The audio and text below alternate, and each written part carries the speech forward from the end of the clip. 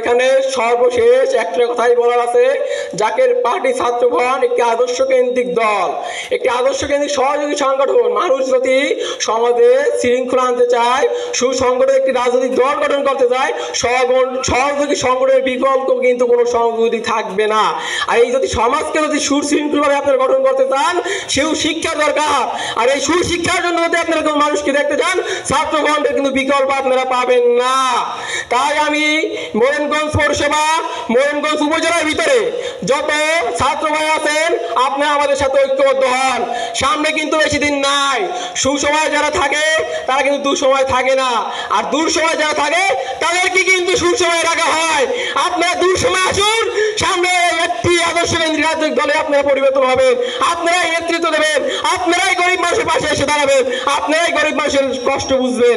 কিন্তু যদি এখন যাদেরকে দেখেন তারা কিন্তু থাকবে না। একদল কিন্তু 16 বছর ছিল, যখন এক কোনোভাবে পদচ্যুত হয়েছে তখন কিন্তু তারা নাই। এখন যারা লাফালাফি করে তারাও কিন্তু একসময় থাকবে না, যখন জাগের পার্টির দিকে মানুষ দাবিতে হবে। কারণ সবার কিন্তু কুশিক্ষা বাংলাদেশের মানুষ ভালো করে জানে। সূর্য যখন পশ্চিম দিকে ওঠে সবাই কিন্তু তাকাইতে পারে, যখন মাথার উপর আছে কেউ কিন্তু সূর্য দিক তাকাইতে পারে না।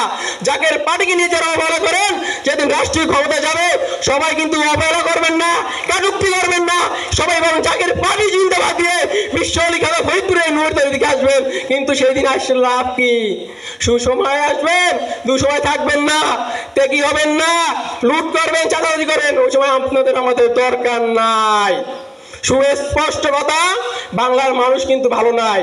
আমি একজন অর্থনীতি বিভাগের স্টুডেন্ট হয়ে আমি যদি বিশ্লেষণ করে থাকি, এই দল মারামারি করে, এই দল কানাকানি করে, যদি রাষ্ট্রের রিজার্ভ কমে যায়, রাষ্ট্রে যদি অন্য দেশে যদি বিশ্ব ব্যাংক যদি ঋণ দিতে না করে, তখন কিন্তু দেশ দেউলিয়া যাবে। দেউলিয়া যদি যায় তখন কিন্তু মানুষ কিন্তু টাকার অভাবে, খাদ্যের অভাবে মানুষ কি করবে?